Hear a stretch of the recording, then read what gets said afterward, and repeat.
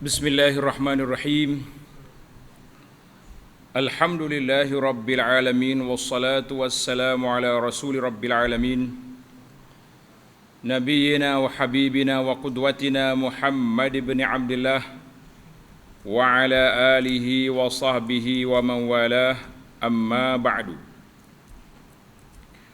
Alhamdulillah, kita teruskan pengajian kita dalam kitab Bahrul Madhi. Nama kitab ni comel, Bahrul Madhi Syarah Mukhtasar Sunan Tirmizi. Bahrul Madhi maknanya lautan madu ilmu. Tajuk kita di muka surat 198, masalah 522. Masalah 522, Babu ma ja'a fi mubasyaratil haid.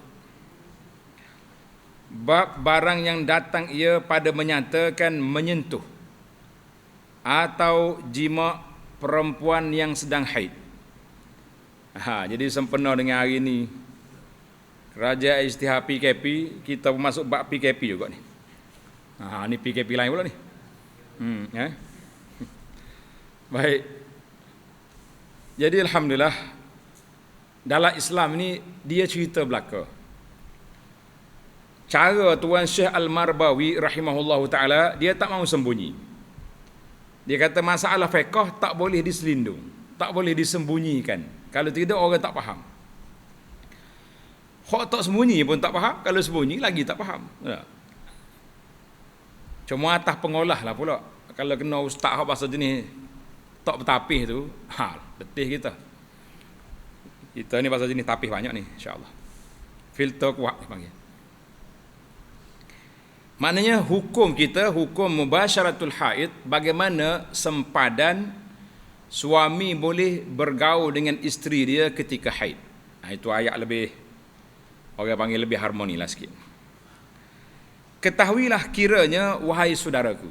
Ini bahasa orang lama-lama ni. Bahasa standard dia ni hubaya-hubaya. Syahdan. Ni dia guna ketahuilah kiranya wahai saudaraku. Bermula mubasyarah. Mubasyarah tu makna ke bahasa Arab tu. Dalam bahasa Arab, perkataan mubasyarah suatu ketika dikatakan orang Arab ke atas makna jima. Mubasyarah tu makna jima. Dan satu ketika dikatakan atas makna sentuh. Bermubasyarah dengan makna sentuh, dan mubasyarah juga dengan makna melakukan persetubuhan ataupun dia panggil jima. Baik, dua makna. Maka semuanya itu masing-masing dengan hukumnya akan disebutkan pada masalah-masalah akan datang. Masalah mubasyarah dengan makna jima, mubasyarah dengan makna sentuh, dua-dua akan diperbincangkan. Dan sekarang menerangkan hadisnya yang dikeluar oleh Imam Tirmizi. Lebih dahulu demikian bunyinya. Ini bahasa Tuan Syekh kita ni rahimahullah. Hadis nombor 111 dalam kitab kita ni. An Aisyah radhiyallahu anha qalat, Kana Rasulullah sallallahu alaihi wasallam idza hittu ya'muruni an attazira thumma yubashiruni. Qala At-Tirmizi hadisun hasanun sahih. Wa hadzal hadis, para pelajar tanda, hadis ini dikeluarkan oleh Imam Bukhari dan Muslim. Tuan Syekh kita ni dia berhenti setakat kitab dia aja. Dia nak Tirmizi setakat tu. Tapi kita tambah lagi huraian hadis ini sahih, dikeluarkan oleh Imam Bukhari dan Muslim. Maksud dia, daripada Aisyah radhiyallahu anha katanya, adalah Rasulullah sallallahu alaihi wasallam apabila aku haid, waktu saya dalam haid, Nabi kita sallallahu alaihi wasallam menyuruh dia akan daku memakai kain pinggang, yakni kain yang menutup dari pusat ke lutut. Maknanya tutup situ. Kemudian bersentuh ia akan daku, yakni tidur dekat. Dan mengucup dan memegang dan berdempet. Sedap bahasa berdempet ni. berhimpit akan daku. Yang boleh rapat, tak ada masalah. Kata Abu Isa itu mana? Tirmizi. Imam Tirmizi dia guna perkataan qala Abu Isa. Dialah tu. Dan pada bab ini riwayat daripada Ummu Salamah. Riwayat daripada Ummi Salamah, tambah alif mim. Dalam terjemahan tu tidak ada. Daripada Salamah, bukan Salamah, Ummi Salamah. Letak alif mim, jadi Ummi Salamah tambah. Dan juga daripada Maimunah. Mana dua lagi isteri Nabi. Dalam hadis ni Aisyah, Ummu Salamah, Maimunah radhiyallahu taala anhunna, tiga isteri Nabi memberitahu bahawa tidak menjadi masalah suami isteri waktu haid duduk bersama. Dan bermula hadis ini hasan lagi sahih. Kata di Abu Anas, hadis ini dikeluarkan oleh Imam Bukhari dan Muslim. Alhamdulillah. Masalah 523, masalah haid dan mubasyarah Nabi sallallahu alaihi wasallam dengan isterinya. Haid, bagaimana Nabi berinteraksi dengan isterinya ketika haid. Wahai saudaraku, adalah Rasulullah sallallahu alaihi wasallam apabila isterinya datang darah bulan. Ni. Apa dia darah bulan tu? Mari haid. Bila isteri dia mari haid, bagaimana keadaan dia? Maka menyalahi ia daripada perbuatan Yahudi. Ini kita ni. Orang Yahudi ni, tengok ajaran Yahudi. Hak pakai nak ikut sangat Yahudi tu. Ni ajaran dia. Iaitu apabila haid, perempuan-perempuannya sudahlah ia berlainan tempat tidur dan tiada makan, mau makan minum sama-sama. Tak ada. Isteri dia bila haid kena kuarantin duduk bilik lain. Dia punya SOP dia pelik. Bini mari haid tak boleh duduk sekali. Kita bilik lain. Jangan duduk kat aku. Dan bercampur gaul sama-sama dan sebagainya, tak bercampur, asing-asing.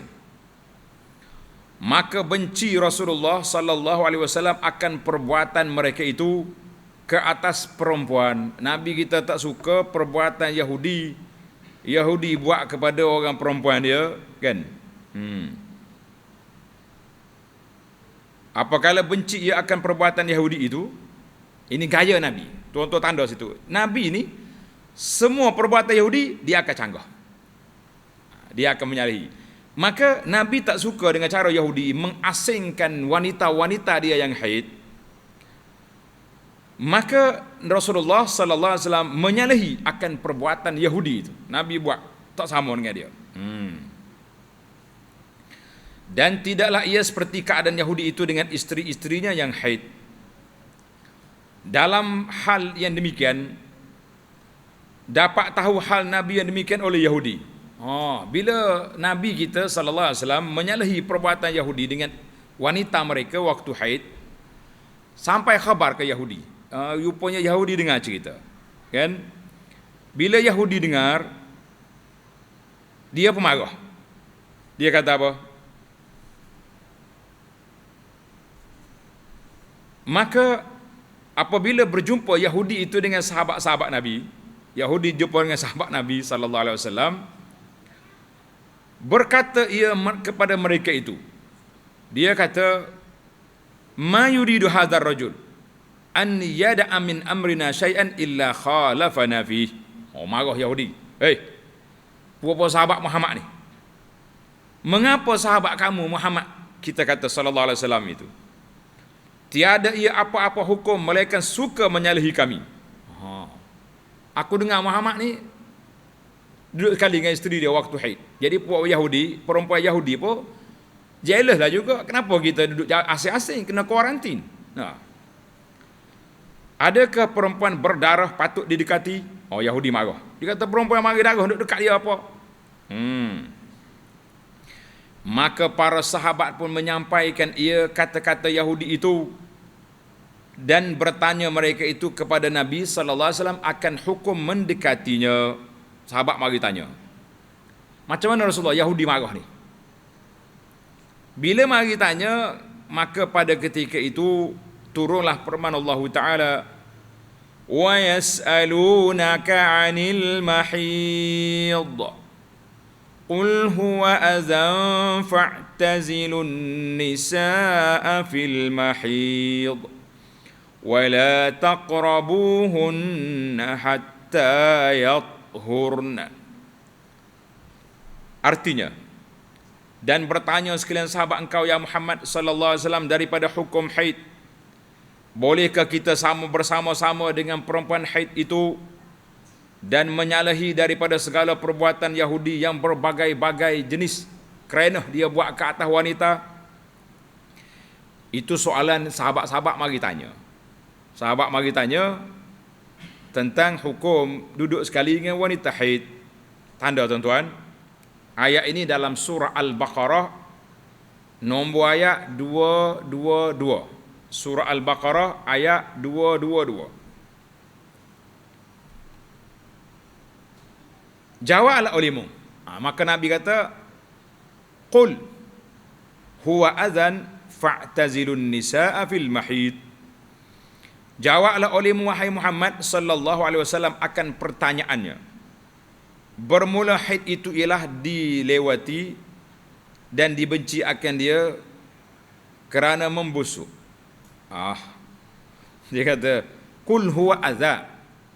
Haid itu satu penyakit. Membusuk orang yang mendekatinya dan najisnya. Itu bukan terjemah ayat asal, itu huraian daripada Tok Syekh, daripada terjemah. Maknanya haid itu azab, penyakit. Darah itu penyakit. Tetapi janganlah pula melampau-lampau seperti Yahudi dan Nasrani, manakala tahu sekalian kamu akan busuk perempuan-perempuan kamu itu. Jangan ikut Yahudi. Yahudi, orang perempuan dia haid, diasingkan. Nasara, tak belakang. Tak ada kuarantin. PKP tak lain buat dia ni. Ini dia. Maka kita, umat Islam, sederhana. Ada peraturan kita. Adalah Yahudi sampai dikeluarnya daripada rumah pada masa berdarah haid, hidup lain, atau balik rumah ayah dia.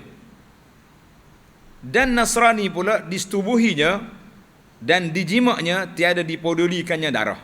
Puak-puak ni pasal jenis berenang dalam buah air merah. Hak saat ni terlalu takut hidup jauh.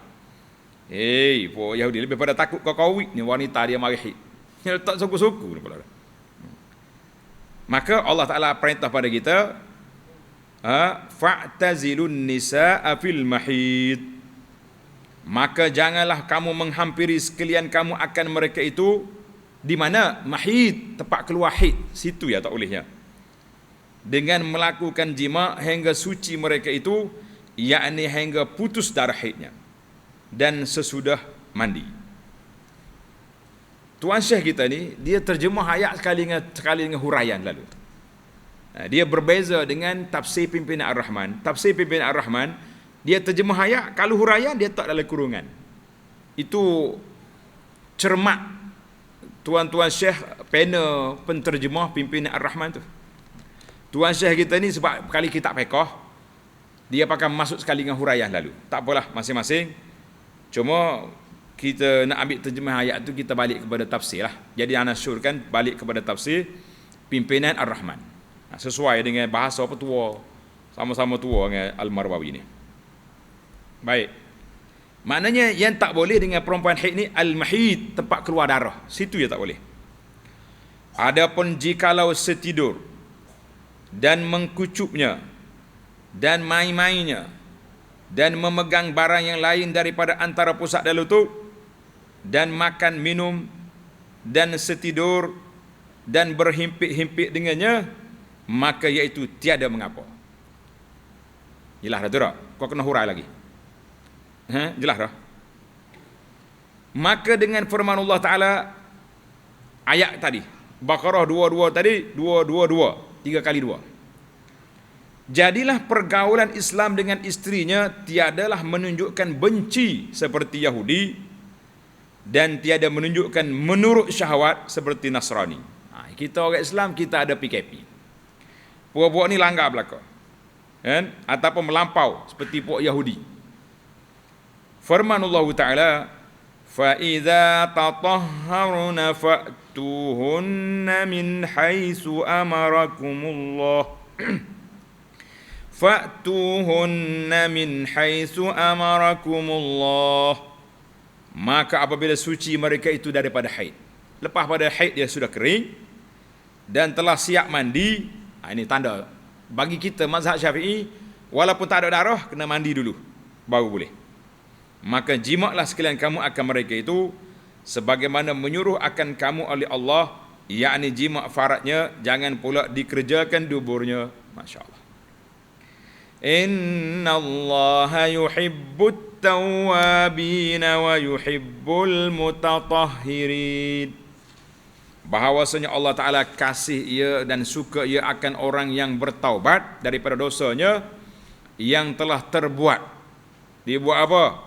Jima isterinya dalam haid, dan sukanya Allah Ta'ala suka kepada hambanya yang bertaubat dan suka kepada orang yang bersih daripada segala maksiat.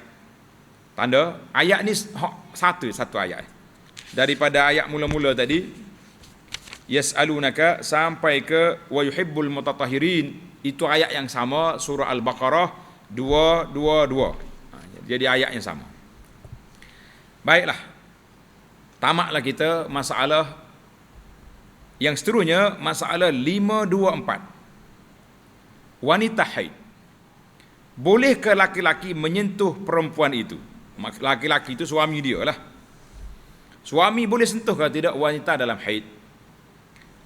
Kata Abu Isa At-Tirmizi, dan ialah yakni seperti dalam hadis pada masalah 522, itulah perkataan yang bukan seorang daripada ahlul ilmi. Maknanya perkataan majoriti ulama dari kalangan sahabat Nabi sallallahu alaihi wasallam dan at-tabi'in, dan dia, dengan dialah berkata Imam Syafi'i, Imam Ahmad dan Ishaq. Imam Syafi'i kata boleh belaka kecuali al-mahid, tempat keluar darah, ya tak boleh. Kata Imam Syafi'i dalam kitabnya Al-Um, dan adalah ayat Quran dalam masalah 523 itu boleh ditanggung sebagai firmannya, mana banyak makna, dan boleh pula ditanggung dengan makna tinggalkan sekalian badan orang haid itu. Mana kalau kita nak kata mahid, tempat keluar darah saja, mahid kita nak kata orang yang berdarah, dia beza, terjemahan dia berbeza. Imam Syafi'i kata boleh guna dua-dua tu. Kalau kita nak kata mahid, tempat keluar darah, itulah yang dipegang oleh majoriti ulama. Ataupun mahid mana orang yang berdarah, orang berdarah macam Yahudi pegang tu lah. Bila mari haid tak boleh sentuh pun tak boleh. Kata Syafi'i, manakala ayat Quran itu boleh ditanggung demikian itu, dua makna boleh ditafsir, maka ini pentingnya alimnya Imam Syafi'i dalam bab ilmu sunnah. Maka sunnah Nabi sallallahu alaihi wasallam menjelaskan maksud ayat, setakat mana boleh. Maka menunjuklah sunnah Rasulullah sallallahu alaihi wasallam akan makna ayat itu atas makna tinggalkan barang yang di bawah kain, di pinggang, dan maknanya pinggang sampai ke lutut itulah, dan diharuskan lain daripadanya. Hadza huwa fiqhul Imam Syafi'i. Syafi'i kata hadis dua, maka tepat masa mana dia punya kawasan telah digazetkan oleh Nabi sallallahu alaihi wasallam menjelaskan makna ayat. Sesalah kita masalah. Masalah 525, masalah haid, bolehkah dijima' akan dia? Ini tanya lagi. Kata Imam Nawawi rahimahullahu taala, mendekati perempuan dengan jima' pada faradnya itu, maka itu haram dengan ijma' al-muslimin. Haram sepakat umat Islam dengan nas Al-Quranil Aziz, nas daripada sunnah Nabi sallallahu alaihi wasallam yang sahihah, tak boleh nak takwil lagi. Kata ashab kita, tanda pelajar, ashab kita mana? Kata ulama-ulama Syafi'i, maka jikalau beriktikad seorang Islam akan halal jima' perempuan yang haid dalam faradnya, jadilah ia kafir, murtad, wal iyaz billah.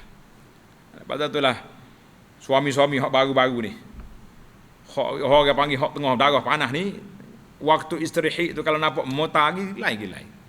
Duduk di pasar pagi ke, duduk di etikah di masjid ke, jangan duduk mengacar situ. Kalau tidak, dosa besar. Itu bahayanya dia. Tuan Syekh kata, kalau dia main-main, dia kata, dosa apa bini kita? Kena mengucap mula. Na'udzubillah. Dan jikalau mengerjakan dia oleh seorang dengan ketiadaan beriktikad akan halalnya, dia buat juga.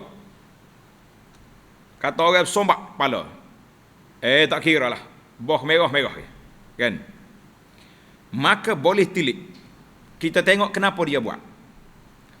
Maka jika ia lupa, dia tak teringat, atau jahilkan haid, dia tak tahu bini dia haid, atau jahilkan hukum haramnya, atau kena gagahi, kena gagah suami dia paksa di bini. Macam mana? Contohlah ni, contoh ni. Jadi cerita lain kan. Maka tiada berdosa atasnya dan tiada kafarah. Boleh ke orang laki-laki kena paksa? Orang perempuan ada paksa, dia panggil rogul. Tapi kalau laki-laki kena paksa, kita rasa tolu tu bukan paksa. Wallahu alam. Benda boleh berlaku. Dan jika jima ia dengan disengajakannya.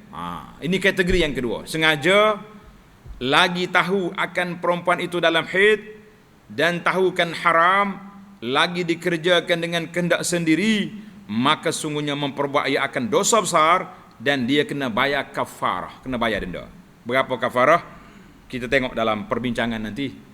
Bab yang lepas pada ni dia akan tulis kafarah. Kafarah jima fi waqtil haid.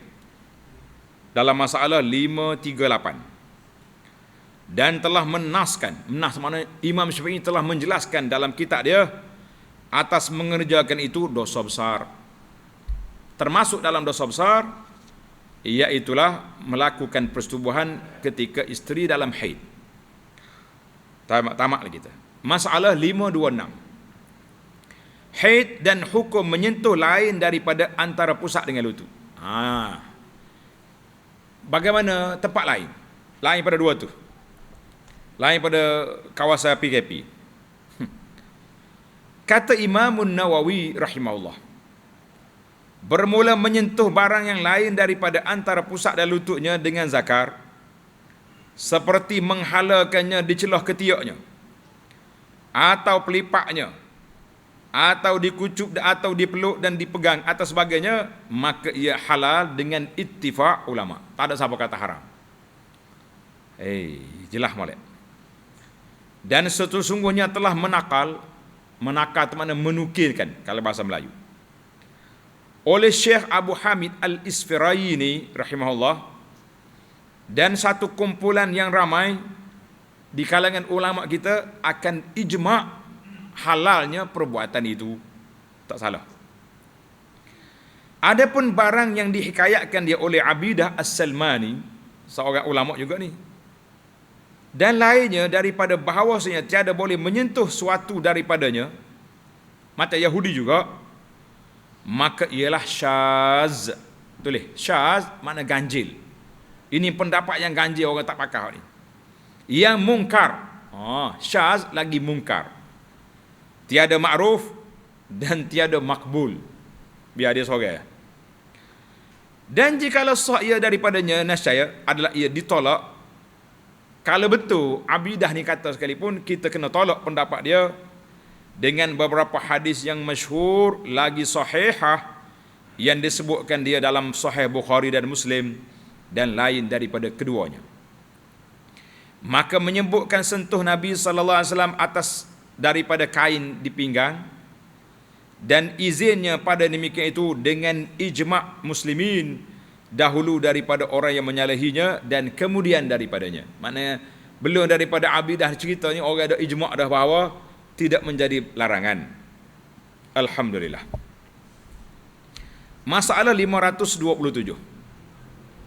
Masalah haid dan darahnya meleleh ke betis. Masya Allah. Orang perempuan ni banyak darah. pakar dia punya pek dia pun, cawak dia pun keluar lagi sampai ke betih. Hal lagu mana? Boleh ke laki-laki menyentuhnya? Suami dia boleh sentuh kalau tidak? Tempat kena darah tu.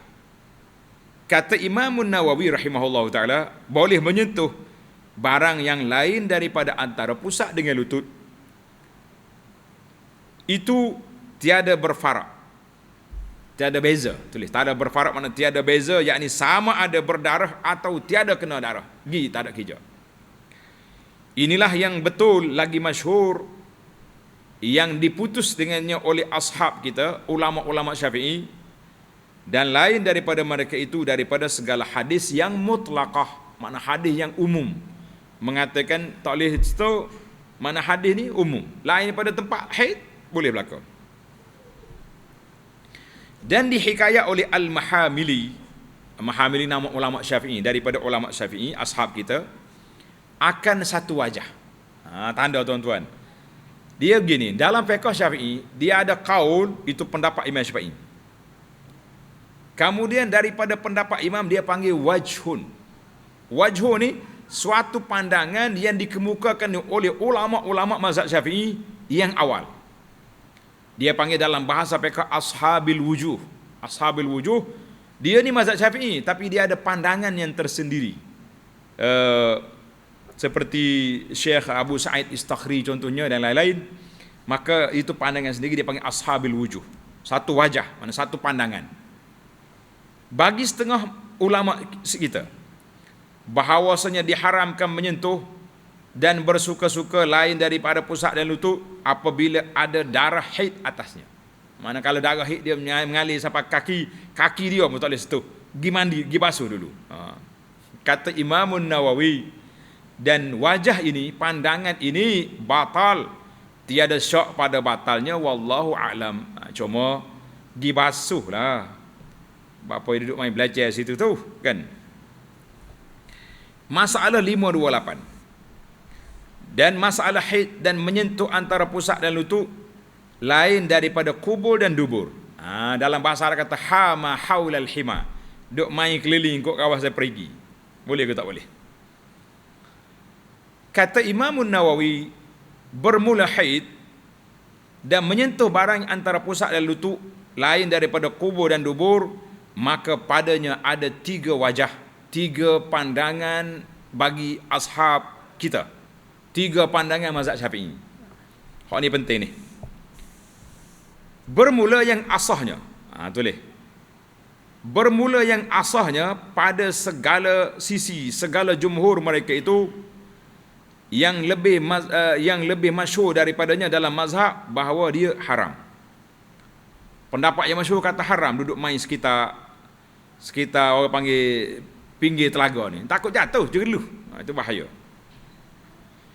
Yang kedua, tiada haram dan tetapinya makruh. Haram tu tidak tapi makruh. Akan sebagai makruh tanzih.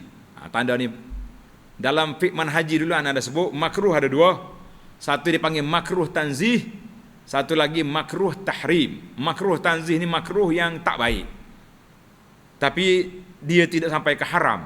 Satu lagi makruh tahrim, itu boleh membawa kepada haram. Hak ni makruh tanzih, mana tak apa comel lah. Kenapa tak comel? Dibimbangi takut terjerlus. Itu bimbang.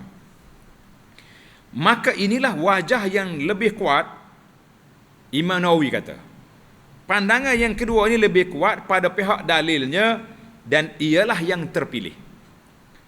Boleh tidak haram tapi makruh. Bila makruh tu yakni kena berhati-hati molek lah. Jaga berik baik-baik, jangan tersalah langgar PKP pula. Dan wajah yang ketiga, jika adalah orang yang menyentuh itu boleh menahan dirinya. Dia ni kuat, dia punya kawalan diri kuat daripada faraj, dan percaya ia akan dirinya dengan menjauhinya. Dia tak akan buat jima. Ada kalanya dengan kerana dhaif syahwatnya, dia sendiri tak gerak duk. Bagai lemah tak gerak dah ni. Dan ada kalanya kerana tinggi waraknya. Warak dia kuat. harus ia menyentuh antara pusat dan lutut, lain daripada farajnya, dibenarkan. Kata di Nawawi, maka inilah wajah yang hasan telah mengatakan dia oleh Abul Abbas Al-Basri daripada ashab kita, daripada ulama mazhab Syafi'i. 3 wajah. Kalau kita rasa bimbang, ambil hak pertama tu. Tak boleh terus. Kalau rasa boleh kontrol, ambil hal yang kedua. Kalau rasa memang warak kuat, yang ketiga. Itu pandangan dia. Maka inilah wajah yang dan setengah daripada mereka tu ulama Syafi'i yang berpegang kepada wajah yang pertama, yakni pandangan yang mengatakan haram semata-mata. Ini mazhab Imam Malik dan Abu Hanifah. Dia kata tak boleh. Jangan hidup main dekat. Dan ialah kaul kebanyakan daripada ulama lain daripada mazhab. Setengah daripada mereka itu Sa'id ibn Musayyib, ulama tabi'in. Shuraih Al-Qadhi, ini masyhur ni. Tawus dan Ata dan Sulaiman bin Yasar dan Qatadah. Setengah daripada mereka itu, sebahagian ulama berpegang kepada wajah yang kedua, yakni wajah yang tiada mengharamkan. Di antara mereka siapa? Ikrimah dan Mujahid dan Sya'bi dan An-Nakhai dan Al-Hakam. Anda tak sebutlah seorang-seorang nama, kita baca ya. Kalau nak terjemah seorang-seorang panjang. Dan Al-Thawri dan Al-Auza'i dan Ahmad bin Hanbal. Dan Muhammad ibn Hasan, Muhammad bin Hasan, dia menyalahi Abu Hanifah. Dia ni mazhab Hanafi, anak murid Abu Hanifah, tapi dia duduk dengan kumpulan yang kedua. Itu keterbukaan ulama zaman dulu. Walaupun dia mazhab dia, tapi dia kadang-kadang dia menyalahi. Dia tidak ta'assub. Dan Asbagh dan Ishaq dan Rahawai, Isra' bin Rahawai dan Abu Saud dan Ibn Munzir dan Daud Az-Zahiri. Maka telah kami sebutkan, ini tulis itu. Imam Nawawi rahimahullah ta'ala mengatakan inilah mazhab yang lebih kuat pada dalilnya. Mazhab mana? Mazhab yang kedua, tiada haram. Cuma langkah berhati-hati dengan SOP yang ketat. Kita kata, maka mengambil hujah mereka itu dengan hadis Anas. Manakah hujah pendapat yang kedua kata boleh? Hadis Anas, tanda tuan-tuan. Hadis ni panjang. Kalau kita bacakan waktu dia. Hadis Anas ni radhiyallahu anhu, Nabi SAW beritahu, isna'u kulla syai'in illa nikah. Isna'u kulla syai'in illa nikah. Artinya, perbuat oleh kamu akan semua perkara, kecuali satu je, nikah. Nikah tu mana di tempat dia tu lah, mana jimak lah, senang. Hak tu ya boleh. Tanda hadis ini rawahu Muslim, hadis sahih. Hadis Anas ini dikeluar oleh Imam Muslim. Alhamdulillah, itu dia panggil hadis yang sahih. Nabi kata i'falu kulli syai', isna'u kulli syai' illa nikah. Hak lain-lain itu boleh. Dalam syarah dia kata innakum yumkinukum an tusakinuhun wa tuakiluhum wa an tafalu kulli syai' dunal jima'. Bas. Kata ulama, dan adapun ikhtisar Nabi atas barang yang lain daripada antara pusat lutut dengan menyentuhnya itu, maka itulah ditanggungkan atas sunat wallahu alam. Maknanya yang baiknya duduk jauh lah, jangan duduk berani-berani sangat, nanti terjebak pula kepada yang dilarang. Baik para jemaah sekalian, habislah bab, kita ambil satu bab yang pendek lagi. Babu ma ja'a fi muakalatil haidi wa su'riha. Bab yang ke-529, bab yang telah datang ia pada menyatakan semakan dan seminum. Bahasa dia semakan dan seminum, maknanya kita makan dan kita minum dengan perempuan yang sedang haid, dan hukum sisanya lebihan perempuan haid. Contohlah kita kata kita bahasa jenis romantis. Dia panggil Arab panggil romansi. Tak? Kita letak air segelah, bini hak haid minum. Pada dia tinggal sini, boleh tak boleh kita minum? Itu maksud dia hanya sisa lebihan makanan ataupun minuman dia. Hak dia minum. Kita belajar dekat dalam siri lepas bagaimana Nabi SAW dia gilir gelah dia dengan Aisyah radhiyallahu anha. Kita setakat duduk dengan suami dengan isteri ni, berapa kali dia duduk gilir gelah. Nah, zaman kita ni pakai gelah campur, tak gilir dah lah. Baik. Ketahuilah kiranya wahai saudaraku, inilah setengah daripada hadis yang menerangkan akan perbuatan Nabi kita sallallahu alaihi wasallam menyalahi perbuatan Yahudi. Nabi kita buat menyalahi perbuatan Yahudi. Maka adalah Yahudi apabila berdarah bulan isterinya, tiadalah mahu makan dan minum dan diturunkannya dari rumahnya di tempat lain. Maka hadis ini telah dikeluarkan oleh Imam Tirmizi bagi menerangkan arahan Nabi sallallahu alaihi wasallam dan fatwanya kepada para sahabat. Tengok hadis nombor 112. An Abdullah bin Sa'd al-Ansari qala sa'altu an-nabiy sallallahu alaihi wasallam an mu'akalatil haidi faqala wakilha. Kata Tirmizi hadisun hasanun gharib. Tuan-tuan tanda, hadis ini sahih, dikeluarkan oleh Abu Daud dan Ibnu Majah.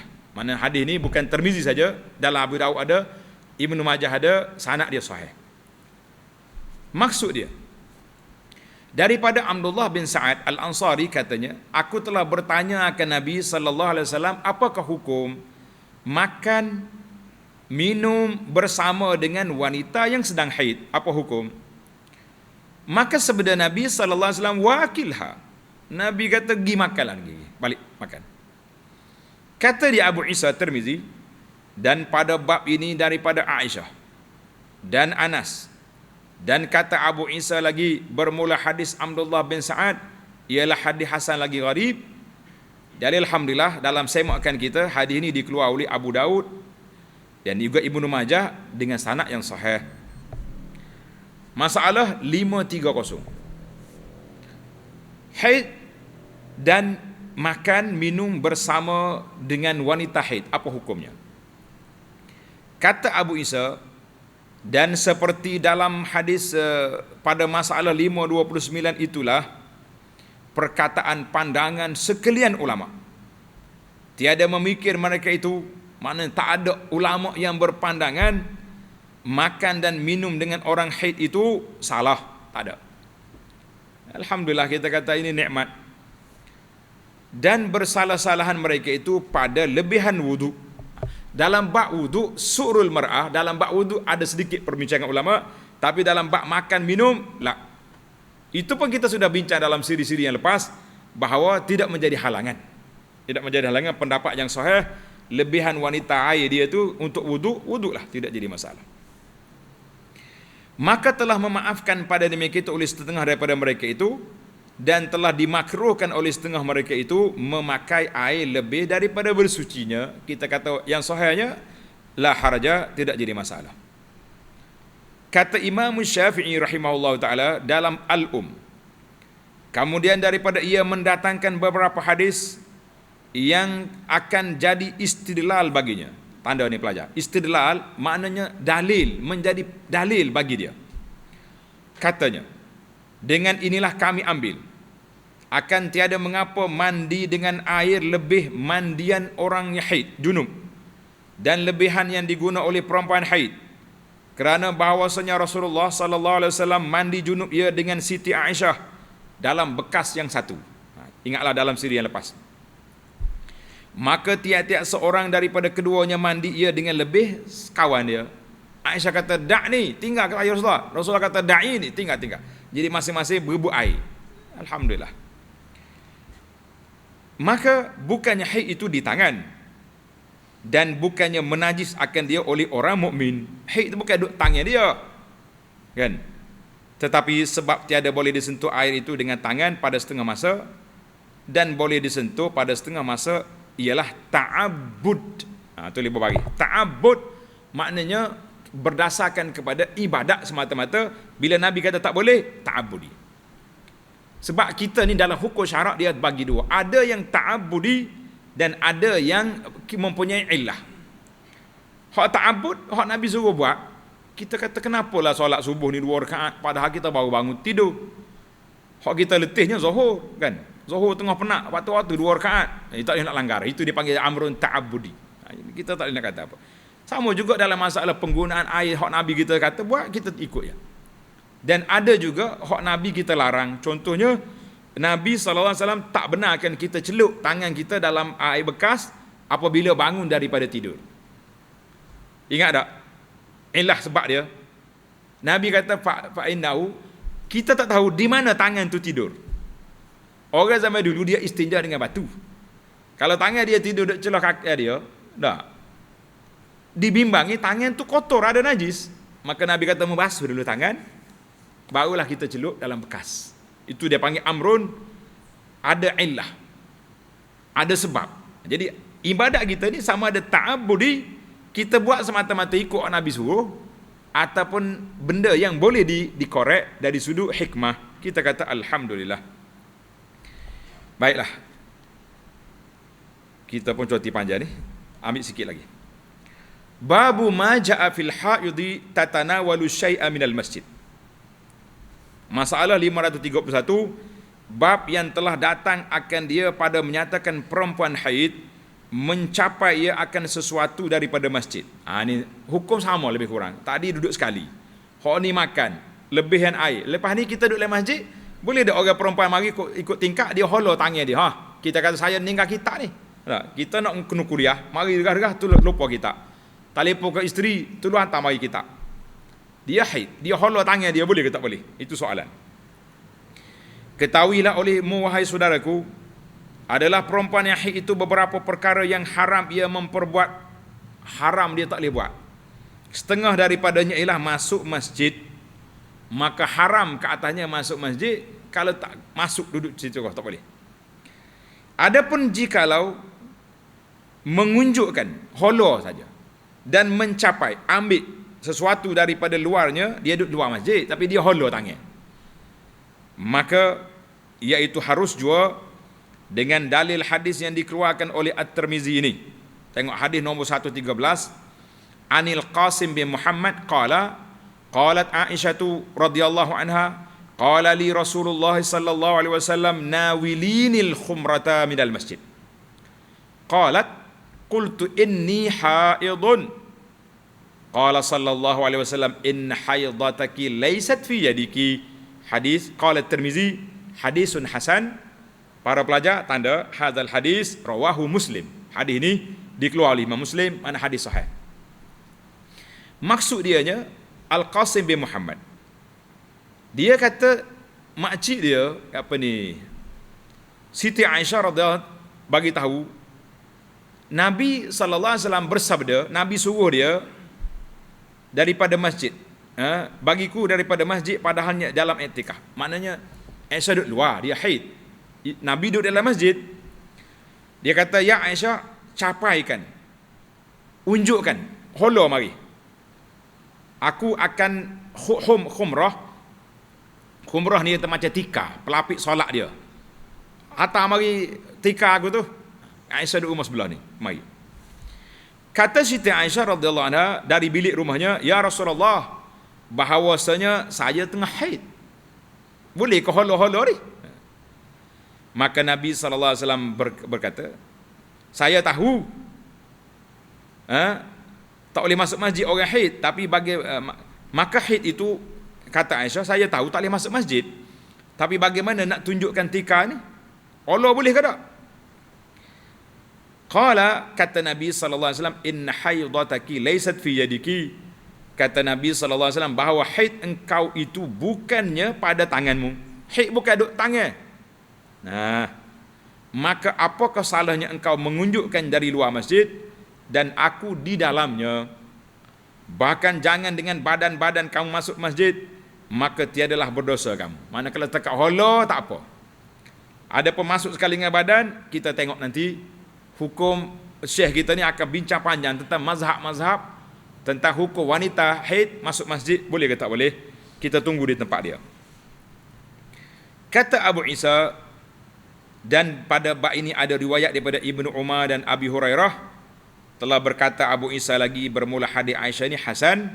Kata Abu Anas, alhamdulillah hadis ini dikeluar oleh Imam Muslim. Mana hadis sahih. Makna kalimah pelik. Apa dia kalimah pelik? Kalimah gharibah. Dalam hadis ini Nabi kata nawili ni, yakni capaikan, tunjukkan, holo mari. Al-khumrah yakni tika daripada daun tamar. Dan ialah jua bernama sajadah yang dijadikan tempat sujud sembahyang. Masalah yang terakhir 532, haid mengunjuk mengholakan suatu ke dalam masjid, apa hukumnya?